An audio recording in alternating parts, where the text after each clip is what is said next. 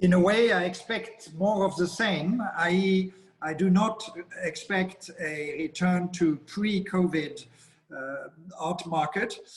First of all, it looks as if the art fairs will not take place, definitely not during the first half of 2021. We do not know if they will take place during the second half of 2021.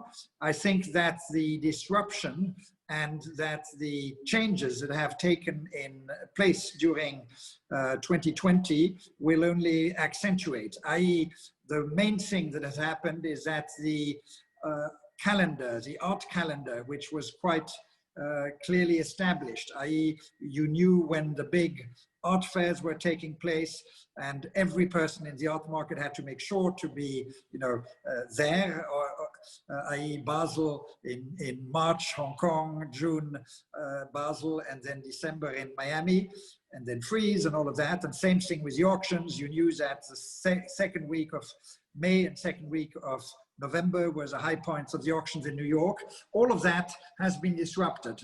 Even before, most of the key buyers, most of the real action was happening on the telephone or on the computer terminal in any case. So now these auctions are going to turn much more into kind of entertainment events in one hand, because it's fascinating to see that the main evening auctions of Sotheby's, Christie's and Phillips have been attended, followed by very, very large numbers of viewers. So but it's too long, no? What?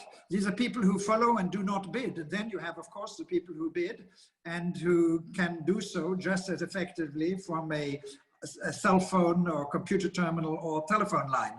So yeah, still the auction on the net are too long, don't you think? Like 4 hours or...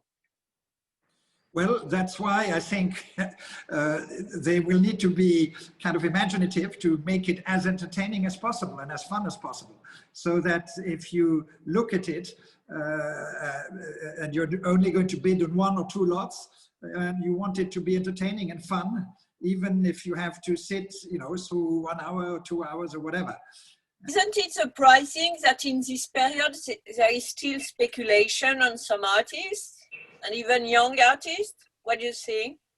No, I don't think it's surprising, because luckily art never stops. There will always be good and interesting new artists emerging. And let's face it, the most interesting part as a collector is to try and make a bet before there is a consensus that has established itself. It's so much easier to enter the game when there is a strong consensus that is already established, and also when the market has kind of consolidated around that consensus. But when you buy a young emerging artist who only appeared on the scene since 2 or 3 years, you don't know yet. Will there be a consensus? He may be hot, there may be a buzz around the moment when he comes out, but it's a big bet that you're taking. And that's why that bet, you can call it speculation, you can call it whatever you want, but no, that's what's the interesting thing. At one point, it's not bet anymore, it's just speculation, making money with some names which are trendy. But what is for you the tendencies, the big tendencies that are going to happen, and which began already this I mean, what is interesting when you look at the contemporary emerging artists that have been most successful and that have been red hot, where we've seen a very rapid climb in their prices, most of these artists are figurative artists. There is kind of stylistically even more a return to some kind of neo-surrealism in the and whereas abstraction has continued to weaken. So if 6, 7, 8 years ago, at the beginning of Instagram becoming very important for the art market, there was a whole wave of emerging abstract artists who became red hot. And now the pendulum has swung the other way.